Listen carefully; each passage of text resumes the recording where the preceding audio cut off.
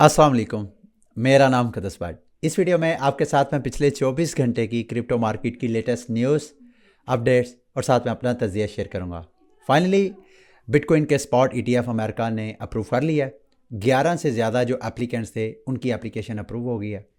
अभी बिटकॉइन की अमेरिका में स्पॉट ईटीएफ की आज जब मैं वीडियो रिकॉर्ड कर रहा हूँ, पाकिस्तान में तो नहीं, लेकिन वहाँ पे जब दिन स्टार्ट होगा, बाकायदा वर्किंग डे स्टार्ट होगा, तो बिटकॉइन की बाकायदा ईटीएफ की ट्रेडिंग स्टार्ट हो जाएगी। अब ईटीएफ जिन लोगों को नहीं पता, रिपीटेडली वैसे मैं आपको बताता भी रहता हूँ, एक्सचेंजेबल ट्रेडेड फंड बोलते हैं। यानी ये क्रिप्टो एक एसेट है, क्रिप्टो करेंसी है। इसका स्टॉक एक्सचेंज में जो इन्वेस्टर्स हैं उसकी बाइंग और सेलिंग की जो ऑप्शंस यूज़ करना चाहते हैं उसको ईटीएफ बोलते हैं।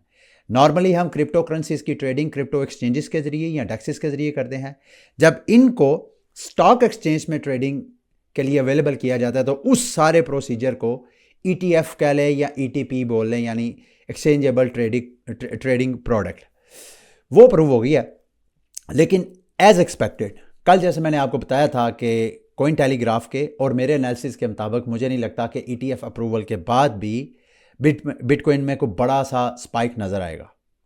बिटकॉइन की प्राइस में कल तो बहरहाल अगर आप चार्ट में नज़र डालें तो कल बीटीसी की प्राइस यहाँ पे थी जब अप्रूवल की खबर आई थी, और यहाँ पे ये देखें एक बड़ी सी विक बनी थी कोई 47,700 समथिंग।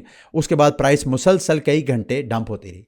अभी प्राइस जो है फिर दोबारा पंप होना शुरू हुई है। इस वक्त जब मैं वीडियो रिकॉर्ड कर रहा हूँ $47,142-45 के ऊपर ट्रेड हो रही है। अब प्राइस डंप क्यों हुई वो मैंने कल ही वजूहात आपको बता दी थी, और अब पंप क्यों कर रही है इसको थोड़ी देर में डिस्कस करते हैं। लेकिन अगर आप बिटकॉइन के स्पॉट ईटीएफ में जो सबसे ज़्यादा बेनिफिशियरी सेक्टर देखें तो वो है आल्टकॉइन मार्केट। और आल्टकॉइन मार्केट में जो सबसे ज़्यादा जिसने ईटीएफ के हवाले से मार्केट से पैसा कैप्चर किया है वो है इथेरियम। अगर आप इथेरियम को देखें तो इथेरियम की प्राइस इस वक्त जब मैं वीडियो रिकॉर्ड कर रहा हूँ तो तकरीबन $26,046 के ऊपर करीब 26,000 कह रहा हूँ, $2644-45 के ऊपर ये ट्रेड हो रही है। और इथेरियम की प्राइस क्यों पंप कर रही है ये बड़ा क्वेश्चन है, क्योंकि मेरा ये एनालिसिस भी है और जितना मैंने स्टडी किया है उससे मुझे ऐसे लग रहा है कि बिटकॉइन के स्पॉट ईटीएफ के हवाले से इस न्यूज़ के ऊपर जो ट्रेडर्स, जो स्पेकुलेटर्स ट्रेडिंग कर रहे थे, अब वो बिटकॉइन का स्पॉट ईटीएफ का इवेंट तो हो गया, अब वो वहाँ से पैसा निकाल के अब उनका रुझान हो गया इथेरियम की तरफ, क्योंकि नेक्स्ट टारगेट जो स्पॉट ईटीएफ का है अमेरिका में वो इथेरियम का है। और अगर मैं गलत नहीं हूँ तो इथेरियम के स्पॉट ईटीएफ के जो एप्लीकेंट्स है तकरीबन, मेरा ख्याल है इस वक्त जब हम वीडियो रिकॉर्ड करेंगे 7 के करीब एप्लीकेशंस है जो कि बिटकॉइन की तरह ही इथेरियम की भी स्पॉट ईटीएफ की अप्रूवल अमेरिका की सिक्योरिटी एंड एक्सचेंज कमीशन से मांग रहे हैं। अब उसकी वैसे तो देखा जाए तो करंटली ये जो साबका डेडलाइन सी डिसीजन की वो डिले होती गई हैं, लेकिन इनकी भी जैसे बिटकॉइन की स्पॉट ईटीएफ की लास्ट डेडलाइन थी 10 जनवरी, इसी तरह अगर हम इथेरियम के जो एप्लीकेंट्स हैं उनमें से जो लास्ट डेडलाइन है वो तकरीबन इस साल के मई का महीना बनता है, यानी 23 मई को लास्ट डेट है, जिसमें हाँ ये देखिए 23 मई को एसईसी ने फाइनल फैसला करना है। तो उससे पहले इसके ऊपर स्पेकुलेटर जो है वो ट्रेडिंग कर रहे हैं। अगर हम टॉप 10 क्रिप्टो करेंसीज में देखें तो जैसे सारी मार्केट पंप कर रही है, लेकिन टॉप 10 क्रिप्टो करेंसीज की बात करूं तो सिर्फ इन सारी टॉप 10 क्रिप्टो करेंसीज में सिर्फ इथेरियम की प्राइस आपको अपना नए ऑल टाइम हाई बनाती हुई नजर आ रही है। बाकी ये जितनी टॉप 10 में क्रिप्टो करेंसीज हैं उन्होंने पुराने जो अपने हाईएस्ट प्राइस को टच किया दोबारा उसी को रीगेन करने की कोशिश कर रही हैं। बल्कि टॉप 10 क्या टॉप 20 में भी जाए तो ऐसा ही है। टॉप 50 में 2 प्रोजेक्ट मैं आपको मेरी नज़र से गुजरे, जिनमें से ऑप्टिमिज्म और आर्बिट्रम, इन दोनों ने अच्छा खासा गेन किया। और आपको मैं ऑलरेडी बता भी चुका हूं कि आर्बिट्रम और ऑप्टिमिज्म की प्राइसेस क्यों पंप कर रही हैं। हालांकि आर्बिट्रम इथेरियम की लेयर 2 चेन है, इसी तरह ऑप्टिमिज्म भी इथेरियम की लेयर 2, ये दोनों रोल अप चेन्स हैं इथेरियम की। इथेरियम को स्केलेबल करने के लिए ये चेन्स है। इनके टोकन इनकी चेन के ऊपर as a gas fees use नहीं होती। इन दोनों की अपनी जो चेन्स हैं एक से ज़्यादा चेन्स हैं, इथीरियम की करीब करीब 5 चेन्स हैं, और इसी तरह ऑप्टिमिज्म और कई चेन्स को सपोर्ट कर रहा है। तो इनकी चेन्स हैं, लेकिन वहाँ पे गैस फीस इथीरियम ही यूज़ होती है, यानी इथीरियम की मेन चेन से इथीरियम ब्रिज करके उनकी चेन पे लाया जाता है, और वहाँ पे जितनी आपने ट्रांजैक्शंस करनी है वहाँ पे ईथ एज अ गैस फीस यूज़ करनी है। वहाँ पे आर्बिट्रम या ऑप्टिमिज्म का अपना टोकन यूज़ नहीं होता, ये उनके गवर्नेंस टोकन है। अब इनकी प्राइसेस क्यों पंप हो रही है? क्योंकि जिस तरह पीछे हमने देखा, ये जो एयर ड्रॉप का पिछले चंद हफ्तों से क्रेज है मार्केट में, उसमें हो क्या रहा है कि ऐसी चेन्स और उनके ऊपर लॉन्च होने वाले जो इकोसिस्टम पे टोकन्स हैं, वो क्या कर रहे हैं कि उनकी चेन के जो नेटिव टोकन होल्डर्स हैं, स्टेकर्स हैं, उनको अपने फ्री टोकन एयर ड्रॉप कर रहे हैं।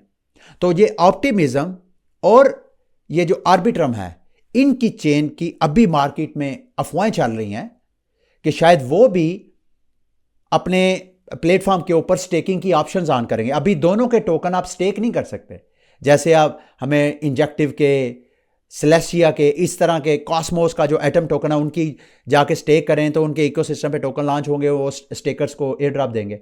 अभी फिलहाल इन दोनों पे नहीं है, लेकिन खबरें हैं कि इस तरह का इन्वायरमेंट क्रिएट होगा जिसमें आर्बिट्रम का आर्प टोकन और ऑप्टिमिज्म का ओपी टोकन स्टेकिंग के लिए अवेलेबल होगा, और जो स्टेक करेगा उनकी चेन के ऊपर लॉन्च होने वाले इकोसिस्टम एयर ड्रॉप करेंगे। तो इसकी वजह से मुझे ऐसे लग रहा है कि इनकी प्राइसेस मजीद आइंदा हाइप जो है वो रह सकती है, और इथीरियम की प्राइस कोई बहुत बड़ा सरप्राइज नहीं है, यहां से मुसलसल हमें पंप होती हुई नजर आए।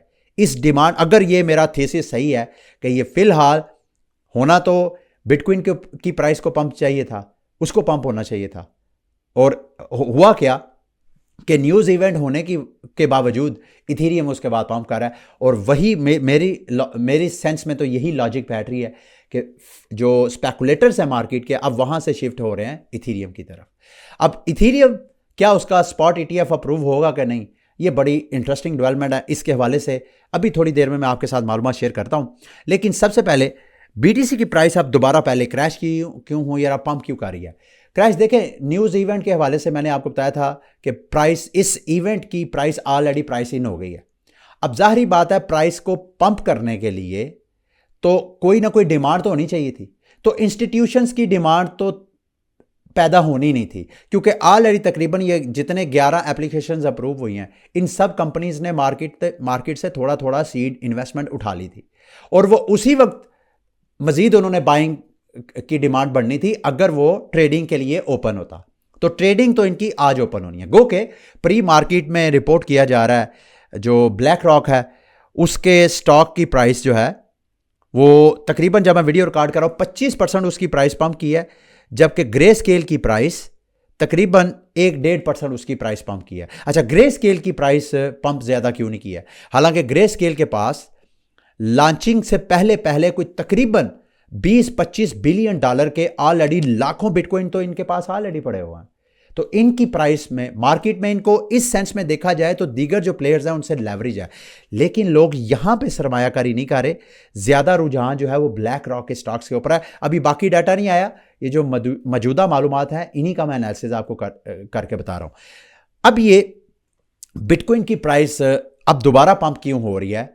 मेरा अंदाजा यह है, गलत भी हो सकता है, क्योंकि अब आज अमेरिका में बाकायदा ट्रेडिंग के लिए ओपन होना है, और जब ट्रेडिंग के लिए ओपन होने हैं तो उसके बाद मुख्तलिफ रिपोर्ट्स हैं। ये देखें, CBOC says spot bitcoin ETF will start trading tomorrow, यानी ये कल की ट्वीट है। आज ये ट्रेडिंग ओपन होगी, और जब ट्रेडिंग ओपन होगी, मुख्तलिफ जो मीडिया हाउसेज हैं, जो मुख्तलिफ एक्सपर्ट्स एनालिस्ट हैं, उनकी ओपिनियन क्या है। ब्लूमबर्ग क्या कहता है कि जैसे स्पॉट ETF अप्रूव होगा, $4 बिलियन का बिटकॉइन के स्पॉट ETF में इनफ्लोज बढ़ेगा on the first day of trading, यानी आज का पहला दिन है, इसमें 4 बिलियन या तो ऑलरेडी। अच्छा, जरूरी नहीं कि, जाहिर बात है, ब्लूमबर्ग ने एक अंदाजा लगाया है, लेकिन इसका मार्केट में मार्केट के जो इन्वेस्टर्स हैं उनके सेंटीमेंट पे बड़ा इंपैक्ट है कि भाई यहां पे बिटकॉइन की प्राइस आहिस्ता आहिस्ता पंप होगी। तो बाय सेइंग दिस, मेरा कहने का मकसद ये है कि आइंदा हमें स्लोली बिटकॉइन की प्राइस बढ़ती जाएगी। डिपेंड करता है कि ये जो ETF के हवाले से इन कंपनीज ने मार्केट में कितना पैसा इकट्ठा करना है, क्योंकि ये जितना पैसा इकट्ठा करेंगे, लोग जितने इनके शेयर्स बाय करेंगे, ये कंपनीज उन शेयर के उतने स्पॉट में से बिटकॉइन अपने पास रखेंगे, बिल्कुल ग्रे स्केल की तरह। अच्छा, इसमें एक चीज़ मैंने लास्ट टाइम भी आपके साथ डिस्कस की थी। ग्रे स्केल के पास जो बिटकॉइन है वो लाखों बिटकॉइन पड़ा हुआ है। मेरे दोस्तों भाइयों, ग्रे स्केल का बिटकॉइन का जो ट्रस्ट का और बिटकॉइन के स्पॉट मार्केट में जो बिटकॉइन की प्राइस थी, दोनों की प्राइस में अच्छा खासा गैप था, इवन 40% तक भी गैप रहा। यानी मिसाल के तौर पे अगर बिटकॉइन की प्राइस लेट्स से कि $1,00,000 है स्पॉट में, तो वही बिटकॉइन $40,000 में या $50,000 या $60,000 में ग्रे स्केल पे मिल रहा था डिस्काउंट पे, और लोगों ने डिस्काउंट पे बाय किए हैं। फिर आहिस्ता आहिस्ता जैसे ये स्पॉट ETF करीब आता गया, ये डिस्काउंट कम होता गया। अब मेरा मानना ये है कि ये जितने ग्रे स्केल के इन्वेस्टर हैं, इनमें से कुछ इन्वेस्टर्स तो ऐसे होंगे जो कि बिटकॉइन को लॉन्ग टर्म होल्ड रखेंगे, लेकिन कुछ इन्वेस्टर ऐसे भी होंगे जो कि शॉर्ट टर्म प्रॉफिट को जेन में रख के, उन्होंने स्पॉट ETF को जेन में रख के कि जैसे ही ग्रे स्केल का ETF अप्रूव हो जाएगा और इनका ट्रस्ट स्पॉट ETF में कन्वर्ट हो जाएगा और इनके फंड्स जो है ये बाद में रिडीम करवा सकेंगे और वो मार्केट में प्रॉफिट टेकिंग करेंगे। तो ऐन मुमकिन है ग्रे स्केल के इस स्पॉट ETF की कन्वर्जन की वजह से हमें सेल साइड भी नजर आए ग्रे स्केल की वजह से। अगेन, जैसे मैंने कहा कि अभी तो बिल्कुल स्टार्ट है, कुछ ज़्यादा मालूमात नहीं है। जैसे जैसे इस हवाले से मालूमात आती जाएंगी मैं आपके साथ शेयर करता जाऊंगा। अब आते हैं इंटरेस्टिंग एक डेवलपमेंट जो, अच्छा, कैथी वुड क्या कह रही है। कैथी वुड का अपना भी, याद रखिएगा, इनका अपना भी स्पॉट ETF है, ये आर्क इन्वेस्ट की CEO कह लें। उनका मानना यह है कि हम ऑलरेडी अमेरिका में स्टेट पेंशन फंड्स और स्टेट ट्रेजरीज के साथ राब्ते में है और उनको कन्विंस कर रहे हैं कि स्पॉट ETF में सरमायाकारी करें। यानी अब हर जो कंपनी है ये स्पॉट ETF वाली, अपने अपने जितने इनके वसाइल हैं, जितने इनके लिंक्स हैं, रिसोर्सेज हैं, उन सब में इन्वेस्टर्स के दरवाजे खटखटाएंगे और उनको कहेंगे जी कि आएँ, ये हमारी एक प्रोडक्ट है, इस प्रोडक्ट में इन्वेस्टमेंट करें। तो लॉन्ग टर्म में देखा जाए तो ये बिटकॉइन की प्राइस के लिए बहुत अच्छी न्यूज़ है। मैं एक दो प्रेडिक्शन देख रहा था कि अगले 5 सालों के अंदर अंदर बिटकॉइन की प्राइस $5,00,000 से ऊपर जा सकती है। मेरे दोस्तों भाइयों, मैं आपको दोबारा कहूंगा, it is the best time अगर आप लॉन्ग टर्म अपने बच्चों के लिए, अपने मुस्तकबिल के लिए कोई सेविंग करना चाहते हैं तो bitcoin is the best bet. ये नहीं है कि सारा पैसा बिटकॉइन में इन्वेस्ट करें, लेकिन वो पैसा जो आप चाहते हैं कि यार 5 साल 10 साल जिसकी आपको ज़रूरत नहीं है, बिटकॉइन में डाल दें। और बिटकॉइन में डालें, बिटकॉइन की प्राइस आहिस्ता आहिस्ता होपफुली, जिस तरह ये देखें अब सारी दुनिया की इंस्टीट्यूशन, अभी ये फर्स्ट फेज़ है बिटकॉइन का $1 मिलियन तक जाने के लिए। फर्स्ट फेज में दुनिया के जो बड़े बड़े सरमायादार इदारे थे, उन्होंने बिटकॉइन में अपनी सरमायाकारी करनी थी, उन्होंने उसको एम्ब्रेस करना था, उनकी तरफ से डिमांड आनी थी। नेक्स्ट फेज क्या है? नेक्स्ट फेज नेशन स्टेट का है। वो कब होगा आई डोंट नो, साल भी लग सकता है, 2 साल भी लग सकता है, 5 साल 10 साल भी, लेकिन अगला फेज यही है। मैं इलन मस्क की एक ट्विटर पे स्पेस में गुफ्तगू सुन रहा था जिसमें वो कह रहा है कि मार्स में हम बिटकॉइन को एज अ पेमेंट मेथड वहां पे यूज करेंगे। ठीक है, लेकिन उसको बाद में करें। आगे पेंटेरा कैपिटल जो है उन्होंने कहा है जी कि $200 मिलियन की वो इन्वेस्टमेंट करेंगे बिटवाइज के जो ETF है उसमें। तो बाय सेइंग दिस, ये सारी मालूमात से अब आपको पता चल गया होगा, अगर आपके माइंड में है okay spot bitcoin ETF approval हो गया, व्हाट्स नेक्स्ट। तो ये जो जितना मैंने आपको स्टार्ट में सारी मालूमात दी है, दैट्स नेक्स्ट। ठीक है, लेकिन कल की डेवलपमेंट को हम इग्नोर नहीं कर सकते। कल स्पॉट ETF अप्रूवल के बाद गैरी गैंसलर के ऊपर अच्छी खासी तनकीद हुई और उसकी एक वजह भी है। गैरी गैंसलर की कल स्टेटमेंट SEC ने चलाई, वो स्टेटमेंट मैं आपके साथ शेयर करना चाहता हूँ।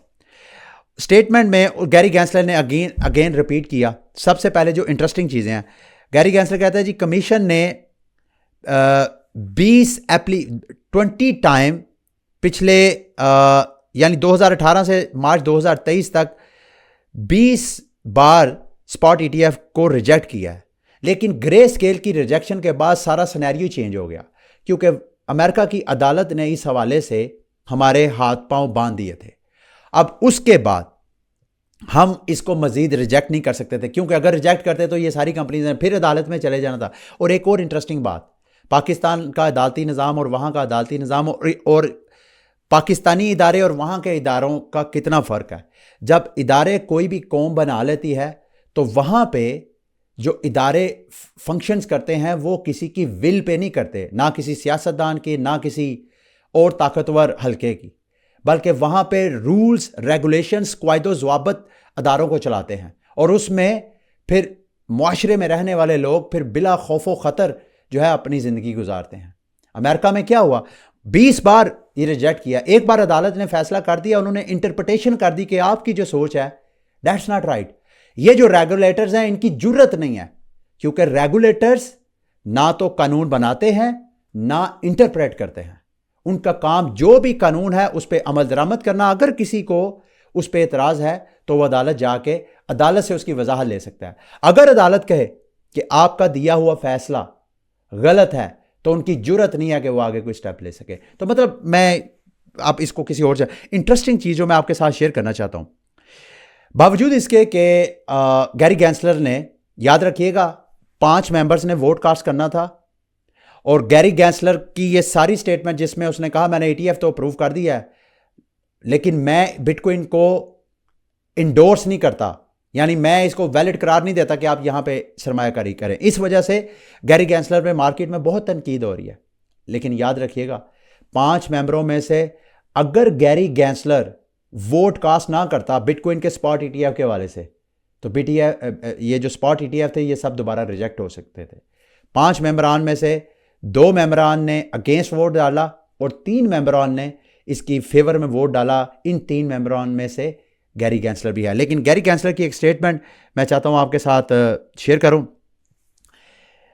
गैरी गैंसलर कहते हैं, इन अदर वर्ड्स मैं सारा वेस्ट नहीं करता टाइम, गैरी गैंसलर कहता है जी कि बिटकॉइन जो है एक स्पेकुलेटिव प्रोडक्ट है। ये जो दूसरी कमोडिटीज़ होती हैं जैसे गोल्ड है या मेटल्स जितने हैं, धातें हैं सारी, उसका ये मुतबादल नहीं है। उनकी तो कोई यूटिलिटी है, उनका कोई यूज़ केस है, बिटकॉइन का कोई यूज़ केस नहीं है, उसका इंडस्ट्रियल कोई यूज़ केस है। बड़े नैरो, मैं हैरान हूँ। इनकी एक पिछली साबका वीडियो मैंने स्टेटमेंट देखी थी जिसमें ये बिटकॉइन के गुण गाते हुए नज़र आ रहे हैं। इस स्टेटमेंट की मुझे समझ नहीं आई, या तो इनके ऊपर कोई पॉलिटिकल प्रेशर है या जिस पोजीशन पे ये बैठे हैं उस पोजीशन पे इन्होंने कोई ना कोई स्टैंड लेना। अदरवाइज इनके जो यूट्यूब पे मैंने स्पीच देखी है वो देखिए, मेरी बात सुने, ये आपके नॉलेज के लिए मैं बता रहा हूँ। पैसे को आप आसान अल्फाज में समझने के लिए 2 अक़साम के पैसे होते हैं। एक वो पैसा होता है मेरे दोस्तों भाइयों जिसको आजकल हम सब एक्सपीरियंस करते हैं और जिसमें ऐसा गुम हो जाते हैं कि हमें पैसे की असल पहचान ही भूल गया। 2 किस्म का पैसा होता है। एक ऐसा पैसा क्रिएटेड बाय आवर गवर्नमेंट्स और एक पैसा ऐसा होता है जो क्रिएटेड बाय नोबॉडी। पैसा क्या है? पैसा एक ऐसी चीज़ है जो 2 अफराद में वैल्यूएबल समझा जाता है। यानी फॉर एग्जांपल मेरी ये जैकेट है, इसकी ये भी पैसे के तौर पे इस्तेमाल हो सकती है। अक्सर आप सिनेमा की टिकटें लेने जाते हैं, लोग टिकटों को एज अ पैसा यूज़ करते हैं। मतलब पैसा हर वो चीज़ है जो एक से ज़्यादा अफराद समझे कि यार ये ट्रेडेबल चीज़ है और ये वैल्यूएबल चीज़ है, वो पैसा बन जाता है। हुआ क्या, इंसान सदियों से जब बार्टर सिस्टम से इंसान बाहर निकला तो इंसान ने सोने को या इस तरह की नमक को, इस तरह की जो चीज़ें थी वैल्यूएबल चीज़ें, उसको एज अ पेमेंट यूज़ करना शुरू कर दिया। फिर बाद में जनाब इंसान ने कहा यार इसमें जो पर्सनल सेटलमेंट है उसमें बड़े डिस्प्यूट होते हैं, तो डिस्प्यूट को सेटल करने के लिए रियासत ने कहा जी कि हम ये जो गोल्ड है इस तरह हम अपने पास रख लेते हैं और हम आपको ये नोट, करेंसी नोट या इस तरह के नोट इशू कर देते हैं। सिक्के वगैरह से स्टार्ट हुआ, आगे फिर सिलसिला नोट्स, फिर डिजिटल, आजकल क्रेडिट कार्ड वगैरह। इसमें एक मसला है। इसमें मसला यह है कि जिस बंदे ने गोल्ड रख के हम आवाम को कहा कि भाई मेरे पास आपका गोल्ड पड़ा हुआ है, अब आप आपस में ट्रेड करो, इसने खयानत करना शुरू कर दी रियासतों ने। ये सिर्फ पाकिस्तान का मसला नहीं है, सारी दुनिया की जो स्टेट्स है, फियाट करेंसी जो है वो सारी इसी तरह करप्ट है। तो जो जिसके पास इख्तियार होता है वो उसको बदल देता है। तो मेरे दोस्तों भाइयों, इंसान दोबारा, अच्छा सवाल ये है कि क्यों इंसान ये रियासत के पैसों की तरफ क्यों गया? क्योंकि जो पुराना पैसा था, जो ओल्ड मनी थी जिसमें गोल्ड है, नमक है, वट एवर, जो भी एज अ पेमेंट, लोग जानवरों को भी एज अ, फसलों को भी एज अ पेमेंट एक दूसरे के साथ ट्रेड करते थे, जिसको बार्टर ट्रेड भी हम बोलते हैं। वो क्यों नहीं पॉपुलर हुई? क्योंकि उसकी कुछ लिमिटेशंस हैं। वो हमारे जो रवायती पैसे उसका मुकाबला नहीं कर सकती। वो इतनी ज़्यादा, मतलब फॉर एग्जांपल मैंने 1 रुपए की चीज़ लेनी है तो सोने की ट्रेड तो नहीं मैं कर सकता ना। इस तरह कोई भी दाता आप as a payment method use करें तो उसको उसमें चूंकि लिमिटेशन थी, तो ये जो हमारा स्टेट करेंसी है इन्होंने सहूलत दी। लेकिन मेरे दोस्तों भाइयों, अब ये बिटकॉइन जो आया है या ये जो क्रिप्टो टेक्नोलॉजीज आ रही हैं, ये हमारा बेहतरीन मुतबादल है, ना सिर्फ वो पुरानी मनी का बल्कि ये रियासती मनी का। और बिटकॉइन को इस वजह से डिजिटल गोल्ड समझा जाता है क्योंकि अगर गोल्ड की लिमिटेड क्वांटिटी है, गोल्ड का कोई मालिक नहीं है, बिल्कुल ये तमाम सारे फीचर जो गोल्ड में है यही बिटकॉइन में है।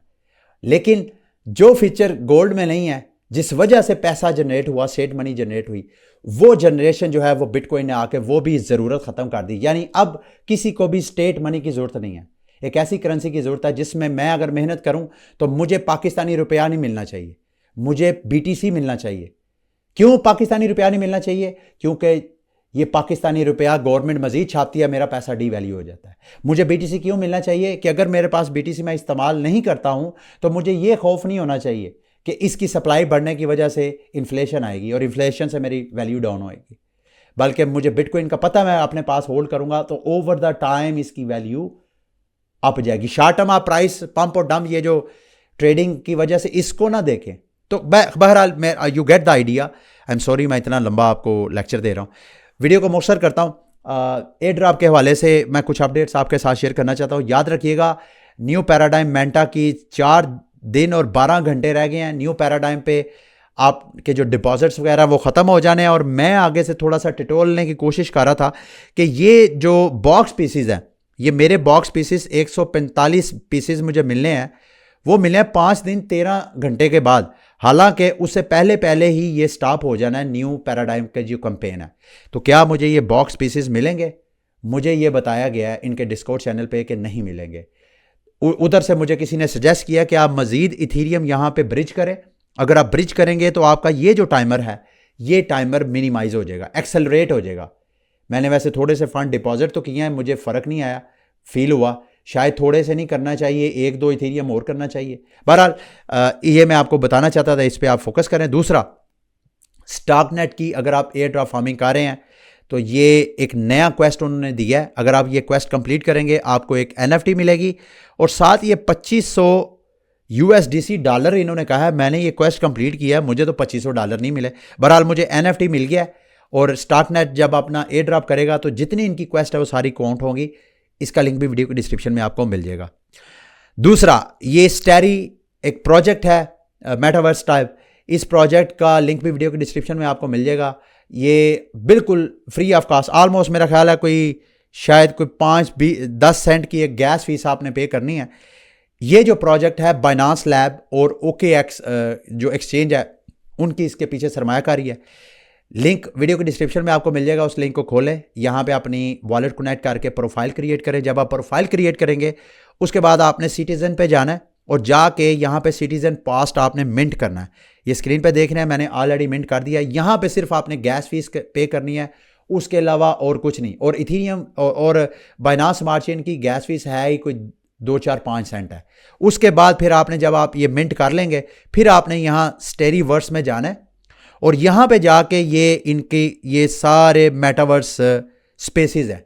इन स्पेसेस में जाके आपने मुख्तलिफ किस्म की एक्टिविटीज़ करनी है और इनके टास्क कंप्लीट करेंगे, वहाँ से आपको पॉइंट्स मिलेंगे।